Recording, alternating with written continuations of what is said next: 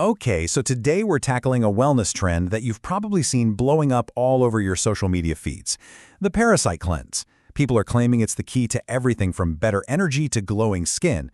But is this a genuine health breakthrough, or are we just dusting off an ancient practice that might be a whole lot riskier than we realize?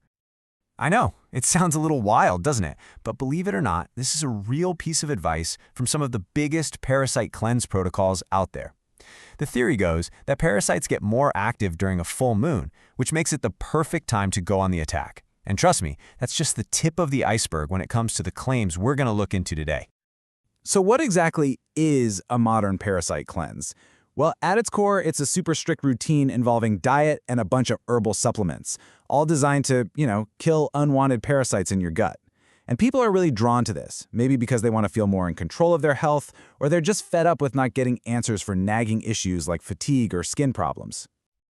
Now, the heart of any cleanse is the diet. It's very black and white. On one side, you've got all the good stuff, fresh, whole, organic foods. Think crisp apples, fragrant herbs, lots of veggies. And on the other side, everything that's off limits.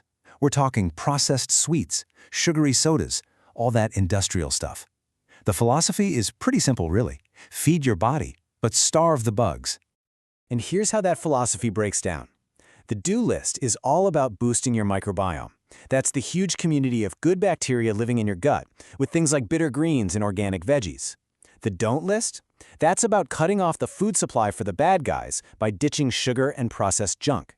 It's basically a strategy to completely rebalance your internal ecosystem. Testimonials just like this one are a huge part of why this trend is so popular. People share these really powerful personal stories about feeling lighter, less bloated, and just full of energy. But here's the thing. While the experience feels personal and new, the ideas behind it are anything but. In fact, they go back thousands of years. Right. So while the social media hype is definitely new, the fundamental idea, using plants to fight off internal invaders, is an ancient practice. It's deeply woven into traditional medicine systems from all over the planet. Just look at this timeline. We're talking 5,000 years ago with Ayurveda in India, 2,000 years ago with traditional Chinese medicine, and for centuries, this knowledge has been a cornerstone of folk medicine around the world. These weren't just wild guesses. These were sophisticated systems built on generations and generations of careful observation. And when you dig into the specific plants they were using, you start to see some very familiar names. I mean, garlic, papaya seeds, pumpkin seeds. You probably have those in your kitchen right now. Others, like neem, are absolute staples in traditional medicine. It's totally not a coincidence that these are the exact same ingredients you'll find in modern cleanse kits. It's a direct line of wisdom. So how does this ancient knowledge actually survive? Well, a fascinating study from 2019 looked at mothers in Peru and found that nearly 60% of them learned about anti-parasitic plants directly from their family and friends. It's true folk knowledge passed down from person to person, generation to generation, almost entirely outside of any formal medical system.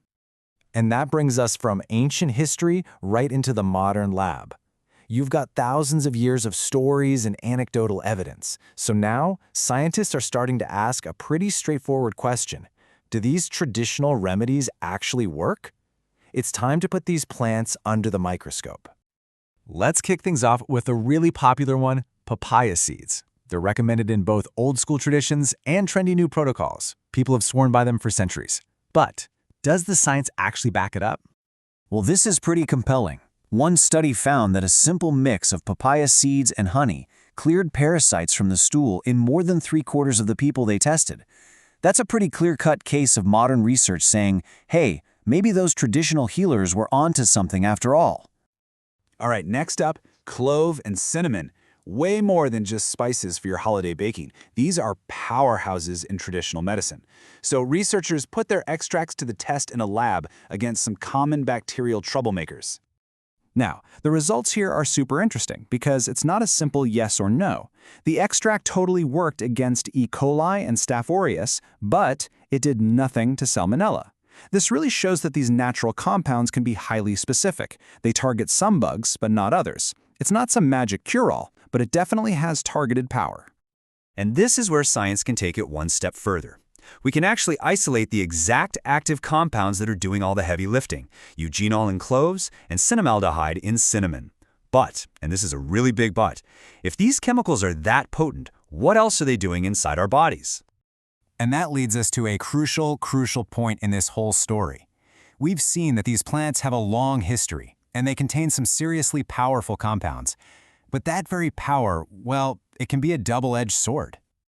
This is the question we have to ask. I mean, if a compound is strong enough to kill a parasite, what is it doing to our own cells? The line between a medicine and a poison can often be razor thin, and it usually just comes down to the dose.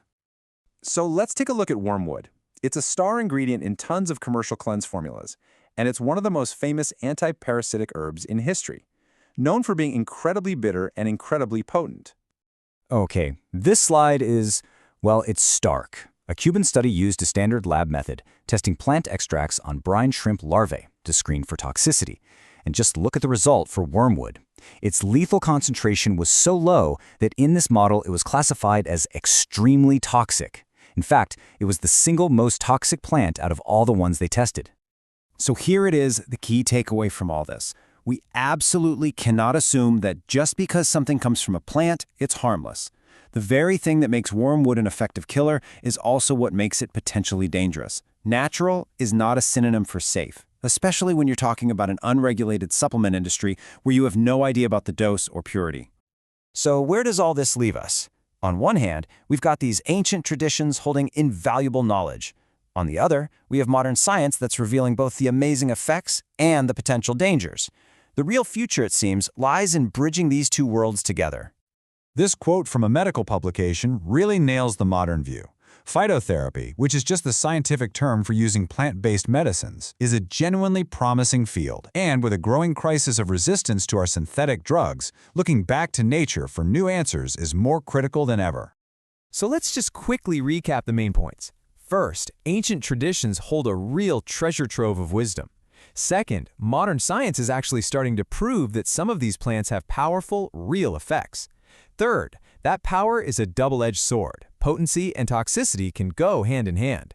And finally, the best path forward is integration, using rigorous science to figure out how to use these ancient remedies safely and effectively. And that really brings us to our final thought for the day. As we learn more and more about the incredible chemistry of the natural world, it's worth asking, could the future of medicine actually look a lot greener? Will your future pharmacy look more like a garden? It's a fascinating question, and the answer might just be growing right outside your window.